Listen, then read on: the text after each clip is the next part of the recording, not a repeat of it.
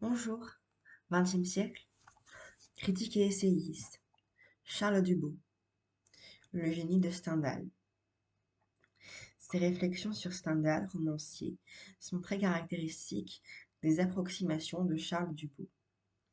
Il ne lui suffit pas en effet, lorsqu'il étudie une œuvre, de l'examiner en restant, pour ainsi dire, à sa périphérie. C'est au cœur même de la création littéraire qu'il tente de parvenir. Les ressources de génie de Stendhal sont telles qu'il peut multiplier indéfiniment les scènes entre Julien et Mathilde, sans que nous ayons jamais l'impression non seulement d'une redite, mais même d'une monotonie. Chaque scène a une présence si impérieuse qu'il semble toujours qu'elle soit la première. Lorsque certains romanciers mettent deux protagonistes l'un en face de l'autre, on devine que ce contact est le résultat d'intentions à très longue portée, que la rencontre doit se produire jusqu'à ce moment-là, et que peut-être elle ne se reproduira plus dans tout le cours du roman.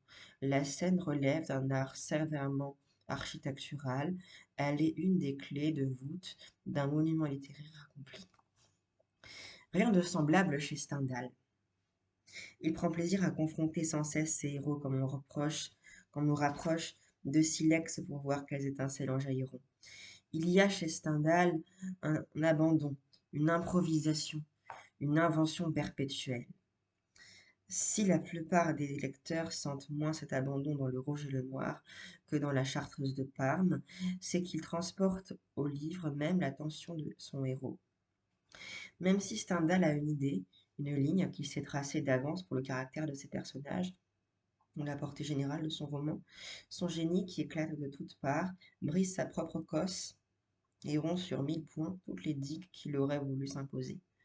C'est ainsi que le caractère de Julien déborde à tout instant non seulement l'idée qu'on s'en fait, mais l'idée que Stendhal lui-même voudrait s'en faire et voudrait qu'on s'en fît.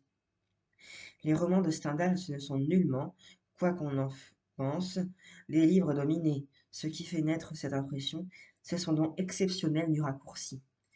L'emploi du raccourci en art éveille involontairement dans notre esprit l'idée d'un génie qui se domine.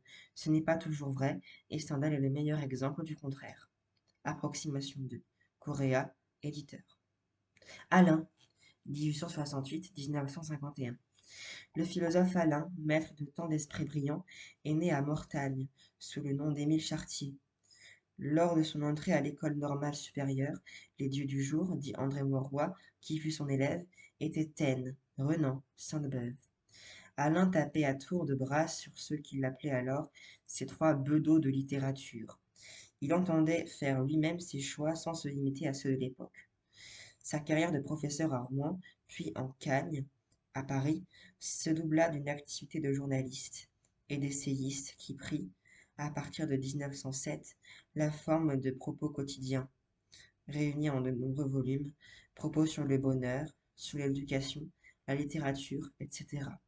Le conflit de 1914, où il s'engagea à 46 ans, lui inspira Mars ou la guerre jugée, 1921. Je vous lirai la suite de la biographie et un extrait dans la prochaine vidéo dans 4 jours. Et je vous dis une très bonne journée. Je vous souhaite une très bonne journée. Au revoir.